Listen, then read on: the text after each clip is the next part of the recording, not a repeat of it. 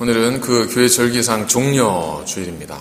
종려주일로 하나님께 예배를 드리고 또 오늘부터 고난주간이 시작이 되어져서 그래서 한국 기독교에서는 그리고 전 세계 교회 전통에서는 굉장히 중요한 절기 가운데 하나죠. 사실은 40일 전인 사순절부터 시작해서 이 사순절 40일은 한 해 중에서도 굉장히 좀 중요한 의미를 갖는 교회의 의미를 갖습니다. 그래서 많은 교회들 전통적으로 이제 금식을 통해서 예수님의 어떤 고난에 동참하는 그러한 여러 가지 많은 헌신과 섬김의 삶을 살고 있기도 합니다.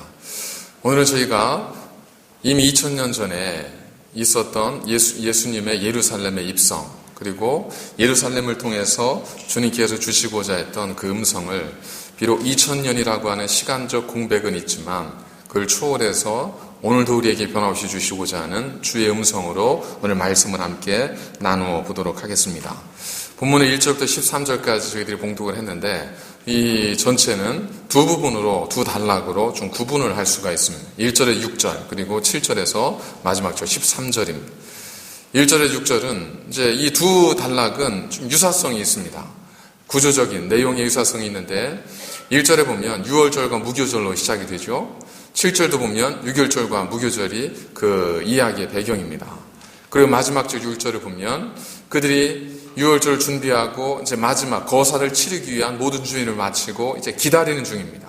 마찬가지로 이 13절에도 보면 예수님과 제자들이 유월절을 준비하고 그날이 오기를 마지막으로 기다리는 겁니다. 그리고 그 안에 준비했던 내용들이 그 안에 이제 기록이 되어 있는 거죠. 그래서 오늘 좀 이해하기 쉽도록 두 가지 어떤 연극 혹은 두 가지의 장면, 두 가지의 시나리오 이렇게 저희들이 말씀을 좀 이해해 보시면 좋을 것 같습니다. 1절부터 6절까지는 연출은 사탄입니다. 그리고 주연은 대제사장들과 서기관들이죠. 그리고 카메오 출연이 있는데 누굴까요? 유다죠. 가룟유다라는 유다가 카메오 출연을 합니다.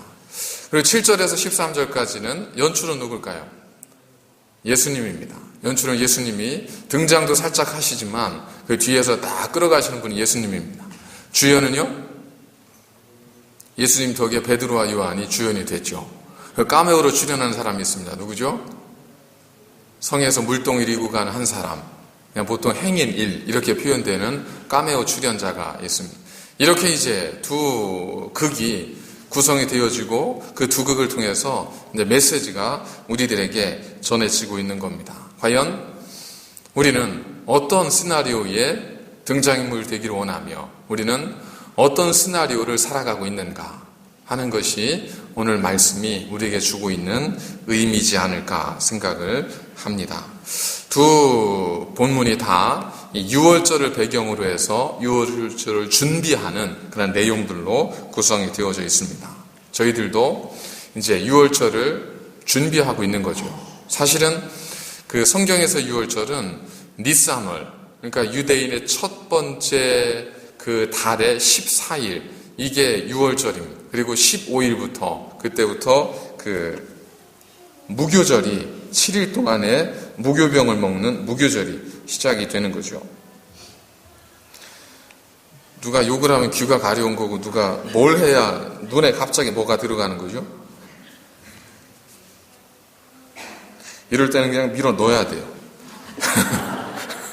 신경 안 쓰게 밀어 넣고 그냥 버텨야 돼요. 자, 그래서 한번 두 시나리오를 비교해가면서 우리가 나는 어떤 삶을 살아가고 있는가 하는 것을 한번 생각을 해보도록 하겠습니다. 첫 번째 우리가 주는 교훈은 뭐냐면 우리가 생각해 볼 것은 문제는 우리에게 있지만 해결은 결코 우리에게 없다라는 겁니다. 우리는 문제를 보지만 해결은 결코 우리 안에 있지 않다라는 겁니다. 대제사장과 서기관들이 모였습니다. 모여서 그들이 국리를 하죠. 그리고 이야기를 합니다. 그들의 대화의 핵심 주제는 하나입니다. 뭐냐 하면 예수, 저를 어떻게 죽일 수 있을까? 눈에 가시 같은 존재인 저를 어떻게 하면 처단할 수 있을까? 왜냐하면 당시에 예루살렘 성전의 책임자는 제사장들이었었고 그리고 율법을 가르치는 사람들은 서기관들이었습니다. 그런데 그들의 가르침, 지금까지 그들이 가르쳐왔던 모든 가르침과 예수님의 가르침을 비교하면 이게 너무 차이가 나는 거예요.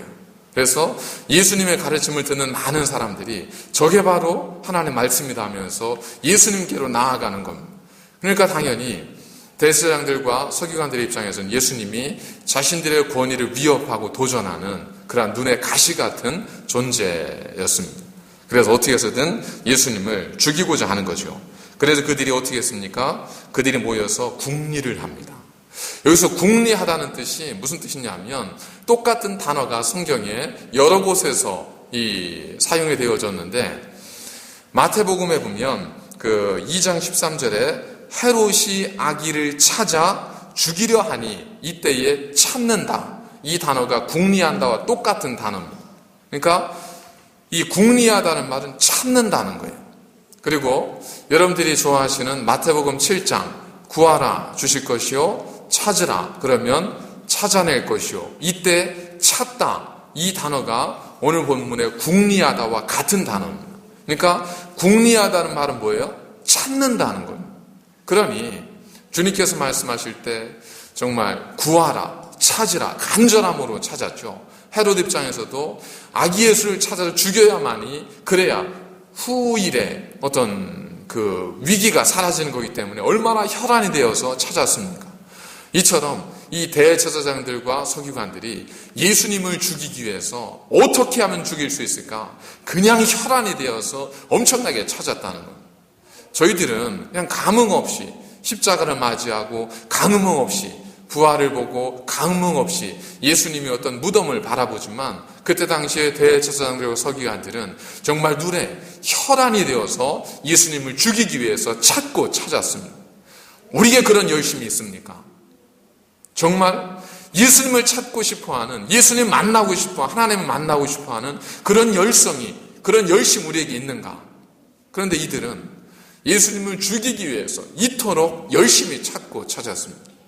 그런데 문제는 뭐냐면 아무리 찾아도 그들에게는 문제만 발견될 뿐 문제에 대한 해결책이 그들에게 없었다는 겁니다. 그렇습니다. 오늘 본문에게 주는 가장 중요한 교훈은 뭐냐면 우리는 문제를 봅니다. 그러나 우리에게는 안타깝게도 해결책이 없습니다. 저희도 해결하며 살지 않습니까? 예, 해결을 하죠. 그런데 축구를 한번 보십시오. 축구를 보면 공만 찬다고 해서 축구하는 게 아니에요. 그냥 손에 장갑 꼈다고 해서 골표가 아니지 않습니까? 축구에서 보면 어떻게 전술을 짜서 상대방의 전술과 전략을 분석해서 그 수비진을 뚫고 골을 넣느냐, 어떻게 결정력을 높이느냐, 어떻게 조직력을 높이느냐, 이러한 것들이 조합을 이루어서 결국 축구가 되는 거지 않습니까? 그러니까 볼만 찬다고 축구하는 것이 아니라 결정력이 있어야 되는 것처럼 우리에게는 이것저것 할 수 있어요. 저희들은 볼은 찰 수 있어요. 인생의 작은 문제들에 대해서 우리가 해결책도 만들 수 있습니다. 해결하기도 했어요. 수도가 터지면 연결하기도 하고 더러우면 닦기도 하고 이런 것들은 할 수 있어요. 그런데 중요한 것은 뭐냐면 전체적으로 우리 인생을 승리하게 만드는 결정력이 우리에게 없다는 겁니다. 우리 인생을 영원한 죽음에서 건질 수 있는 그 생명력이 우리에게는 없다는 겁니다. 우리가 가지고 있는 실존의 문제들 앞에서 그것을 해결할 수 있는 힘이, 방법이 우리에게는 안타깝게도 없다는 겁니다. 그들은 궁리하고 찾고 찾았지만 그들은 아무것도 발견할 수가 없었습니다. 열심히 우리 인생을 아름답게 만드는 게 아닙니다. 열심히 살아야 하지만 전도서 거기에서 강조하고 있는 게 뭐죠? 아무리 우리가 수고하고 떡을 먹고 일을 해도 그래도 헛되고 헛되다는 거예요. 왜 헛되다는 거죠? 하나님이 함께하지 않으면, 그 하나님의 거룩한 말씀 안에 거하지 않으면 모든 것이, 천하의 모든 것이 헛될 수 있다. 이것이 솔로몬의 고백입니다. 솔로몬은 시편을 통해서도 이렇게 고백하죠. 여호와께서 집을 세우지 아니하시면 세우는 자의 수고가 헛되며. 여러분, 예루살렘 성전을 누가 건축했습니까? 솔로몬이 건축했어요. 다윗이 그토록 건축하고 싶어 했지만 다윗의 손에 묻은 피로 인해 하나님이 그걸 허락하지 않으셔서 솔로몬이 예루살렘 성전을 건축을 했습니다. 그 성전에는 금장이 박혀 있었습니다. 휘황찬란하기가 이 세상에서 볼 수 없는 정도로 아름다웠습니다. 그러나 그 성전을 보면서 솔로몬이 마지막에 고백한 것이 뭐냐면 여호와께서 집을 세우지 아니하시면 세우는 자의 수고가 헛되구나. 아마도 이 솔로몬은 예루살렘 성전을 보면서 그리고 자신의 가정을 보면서 이 고백을 했던 것 같습니다. 여호와께서 지키지 아니하시면 파수꾼의 경성함이 허사로다. 그렇습니다. 우리가 할 수 있는 것이 있고 우리가 또 해결할 수 있는 것이 있지만 궁극적인 문제에 있어서는 결국 우리에겐 해답이 없습니다. 그런데 그런 해답이 없는 이러한 저희들의 삶 속에 과연 우리는 고민하고 우리는 비판하고 우리는 그것 때문에 아파하지만 예수님은 어떻게 살아가셨는가? 주를 믿는 자들은 어떻게 그 문제에 대처했는가? 예수님께서 제자들에게 말씀합니다. 너희는 가서 유월절을 준비해라. 자, 제자들이 변했어요. 사람은 변하거든요. 제자들이 변했습니다. 어떻게 변했냐면 오병이어의 기적이 있을 때 예수님께서 제자들에게 니들이 준비해라 그랬을 때 제자들이 했던 말이 뭐죠? 아니, 이 사람들을 다 먹이려면 아무리 없어도 200데나리온은 필요합니다. 그들은 정확하게 분석하고 정확하게 계산해냈어요. 맞는 잠만지는 모르지만 어쨌든 그 정도까지 계산하고 분석할 수 있는 능력이 그들에게 있었습니다. 그래서 주님께 200데나리온 있어요? 없으면 안 되죠. 이 얘기를 했다고요. 그런데 오늘은 어떻게 하죠?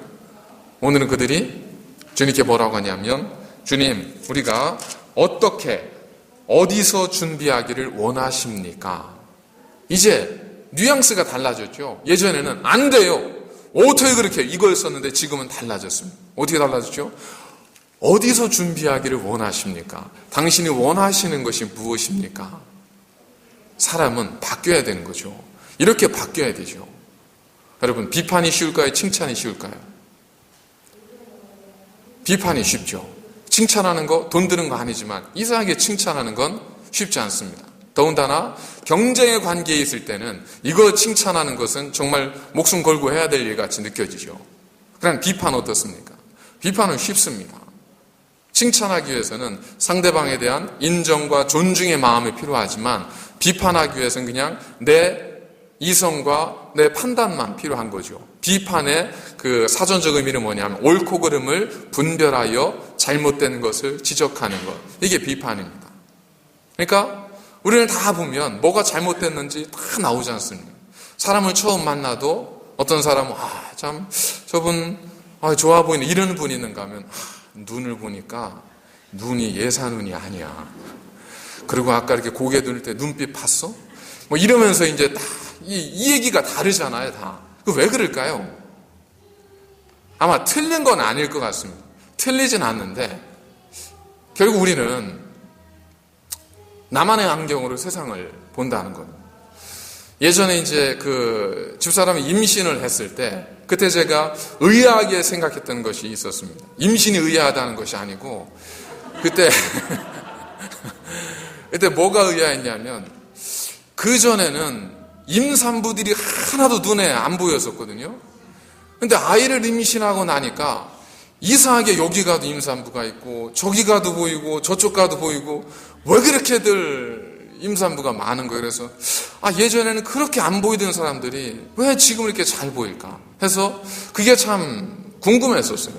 그래서 생각을 해보니까 두 가지 정도로 제가 분석이 되더라고요. 첫 번째는 뭐냐면 제 상황이 그렇게 되니까 이제 비슷한 것들이 보이기 시작하는 거예요. 예전에는 관심사가 아니었기 때문에 보고도 지나쳤지만 이제는 이게 비슷한 상황이 있다 보니까 그게 눈에 보이기 시작하는 거죠. 그리고 두 번째는 임신을 했으니까 어디를 주로 가요? 임신해서 산에 가고 바다 가고 그러지 않잖아요. 임신하면 주로 산부인과 가고 애기용품점 가고 옷 사라고 그럴 거 아니에요. 기저귀 사러 가고. 거기 가면 누가 있어요? 비슷한 사람들끼리 모이잖아요. 그죠? 그러니까 많이 보이는 거예요. 뭐겠습니까? 우리는 어쩔 수 없이 비슷한 사람들끼리 모여서 살아가게 되어 있습니다. 그리고 내 눈에, 내 마음에 있는 안경을 가지고 우리가 세상을 보게끔 되어 있습니다. 비판, 이건 날카로움, 냉철, 명철 이렇게도 표현이 되어질 수 있지만 사실은 이 비판의 이면에는 그 사람의 마음속에 자리 잡고 있는 어떠한 열등감 이 부분도 부인할 수 없습니다. 물론 어느 부분에 대해서 비판해야 될 때 비판하는 그것은 다 해야 되는 거고 우리의 이성이 주는 지혜일 수 있겠으나 그러나 매사에 비판적인 경우가 있지 않습니까?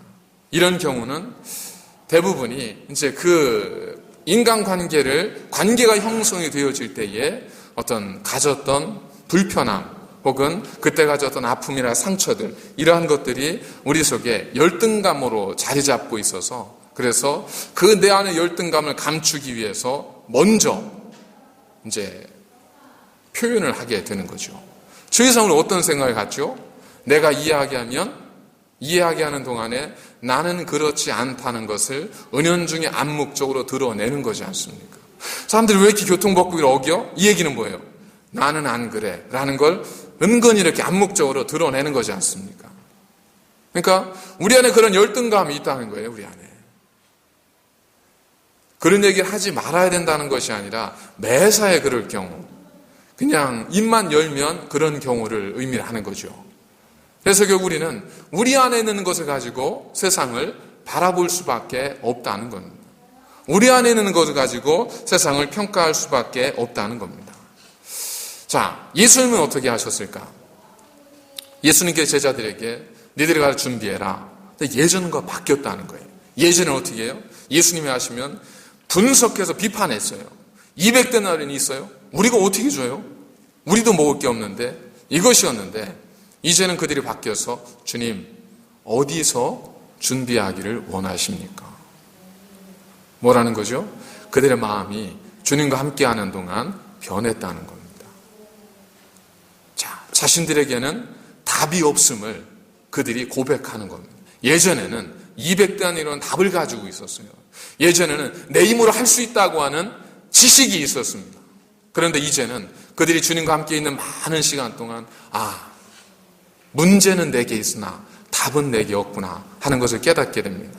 주님, 어디서 준비하기를 원하십니까? 주님께 묻는 거죠. 주님께 여쭙는 거죠. 주님께 구하는 거죠. 그랬을 때 주님께서 뭐라고 하셨습니까? 성내에 가면 한 물동이를 이고 가는 남자를 보게 될 텐데 그를 따라가라. 이게 어떻게 보면 그 선문답일 수 있지 않습니까? 어딜 가면 좋겠습니까? 가다가 물동이를 잃은 사람을 만나면 그를 따라가라. 근데 사실 그게 한 2사람 정도면 그 중에서 고르면 될 텐데 그게 아닐 거잖아요. 가면 물동이를 잃고 가는 사람은 성내에 한둘이겠습니까? 여러분들 제가 여기서 집사님 혹은 장로님 권사님 쇼핑센터에 가셔서 쇼핑백을 들고 가는 사람을 따라가십시오. 그래서 그에게 이 말을 전하십시오. 그러면 여러분들 어떻게 하겠어요? 기가 막혀 하지 않겠어요? 왜? 한둘이에요? 근데 주님은 그렇게 우리에게 말씀하지 않습니다. 그런 것 같지만 이 원어를 보면 물동이를 이고 가는 한 사람이라고 되어 있지만 원어에는 man이에요. man. 남자예요. 남자. 그 당시 대부분 물동이는 누가 하는 일이었었냐면 여성들의 일이었습니다. 그런데 유독 한 사람, 남자가 물동이를 이고 간다는 거예요. 눈에 띌 거 아니에요. 그죠? 뭐 구분할 필요도 없을 거 아니에요. 그냥 뭐만 하면 돼요? 말씀대로 순종하고 나아가기만 하면 거기에 길이 보이는 거예요. 거기 길이 있는 거예요. 그렇기 때문에 주님께서 우리에게 수고하고 무거운 짐진 자들아 다 내게로라고 말씀하시는 겁니다. 우리에게는 답이 없기 때문에 우리는 문제만 있어요. 비판할 수 있어요. 그러나 대안이 없습니다. 답이 없습니다. 인생에 여러 가지 문제를 가지고 있는 분들이 있습니까? 고민되시고 아프고 괴로우시죠? 답이 있습니까?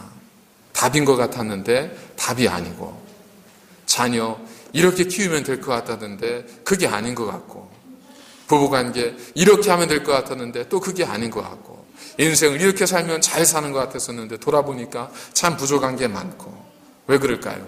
여러분들이 잘못돼서가 아니라 우리에게는 문제에 대한 분석 능력은 있지만 답이 우리에게 없습니다. 내가 곧 길이요 진리요 생명이라 하신 주님에게만 답이 있습니다. 두 번째 우리가 이 말씀을 통해 깨달을 수 있는 것은 뭐냐면 주님께서도 문제 해결을 위해서 까메오를 사용하셨다는 겁니다. 자, 대제사장과 서기관들이 고민하고 있을 때 그를 찾아와 준 사람이 있습니다. 누구냐면 가룟 유다가 찾아왔죠. 와서 제 발로 와서 내가 도와드리겠습니다 하니까 그 서기관과 바리새인들이 어땠습니까? 제사장들이 기뻐했다고요. 너무 즐거워했다. 왜? 가려운 데를 긁어줬으니까 자기들에게는 해답이 없는데 해답이 되어줬으니까 얼마나 즐겁고 기뻤겠습니까? 그래서 기뻐하고 즐거워하는 거예요. 여러분, 세상에도 기쁨이 있습니다. 기쁘가 다가 아니에요. 즐거운 게 다가 아닙니다. 문제 해결이 전부가 아니라는 겁니다. 우리는 문제 해결해 줄 수 있는 사람을 보면 그 사람이 내 인생의 구세주라고 생각할 수 있겠지만 그게 전부가 아니라는 겁니다. 얼마든지 주님을 떠난 삶의 자리에서도 기뻐할 수 있고 얼마든지 거기에서 문제 해결을 답을 얻을 수도 있어요. 중요한 건 뭐겠습니까? 과연 그것이 나에게 유익함이 되고 정말 내 영원한 생명에 유익함이 되는가, 하나님이 기뻐하시는 그러한 모습인가라고 하는 겁니다. 그를 찾아왔던 사람이죠. 누가 대제사장들과 서기관들을 찾아갔겠어요? 예수님을 따르고 말씀을 열심히 따르는 사람이 찾아가요? 그러지 않죠. 가룟 유다가 찾아갔는데 그가 비록 주님 곁에 있는 사람이긴 했지만 그 당시 가룟 유다는 어떤 사람이었냐면 성경에서 표현한 대로 12 중에 하나인 가룟유다라 부르는 유다에게 사탄이 들어가니, 여기서 들어갔다는 말은 무슨 말이냐면 지배했다는 뜻입니다. 소유했다는 뜻이에요. 사탄이 들어갔다는 것은 사탄이 그를 지배하고 그를 소유하고 그를 이끌어 갔다는 겁니다. 그러니까 그는 누구의 지배를 받는 사람이에요? 사탄의 지배를 받는 사람이에요. 그러니까 누구에게 가요? 비슷한 사람에게 가는 거예요. 대제사장에 가고 그 서기관들에게 가서 그들에게 도움을 주는 거죠. 그리고 함께 기뻐하는 겁니다. 이 기쁨은 금세 사라지는 기쁨입니다. 이런 만족은, 이런 문제 해결은 결코 해결이 될 수 없다는 겁니다. 자, 예수님께서 그 제자들을 70명을 밖으로 보내셨습니다. 전도하고 하라. 그래서 제자들이 가서 기도했더니 병자가 낫고 귀신이 나가요. 그러니까 제자들이 와서 주님께, 주님, 우리가 기도했더니 병자가 나았습니다. 그리고 우리가 기도했더니 귀신이 쫓겨났습니다. 막 이런 얘기를 하니까 주님께서 그들에게 뭐라고 하셨죠? 기적을 본 것으로 기뻐하지 말고 너의 이름이 생명책에 기록된 것으로 기뻐하라. 이렇게 말씀합니다. 문제가 해결되는 것, 그것 자체가 기쁜 것이 아니라 정말 그것이 우리를 영원한 생명을 이끌어갈 수 있는 하나님이 기뻐하시는 것인가, 여기에서 우리가 참된 기쁨과 만족을 얻을 수 있어야 된다는 겁니다. 나는 기쁜데 하나님이 기뻐하지 않는다면 우리의 기쁨은 내려놓아야 되는 거죠. 왜냐하면 그 기쁨은 오래 갈 수도 없고 결국 나를 패망의 길로 인도할 수밖에 없기 때문에 그렇습니다. 반면 예수님의 제자들을 도와줬던 까메오 한 사람, 물동이를 이고 가는 한 남자, 시나리오상에서 보면 행인 1, 이거죠. 행인 1. 이 행인 1이 제자들이 그에게 가서 이야기를 하는 거죠. 내 선생님이 나와 제자들이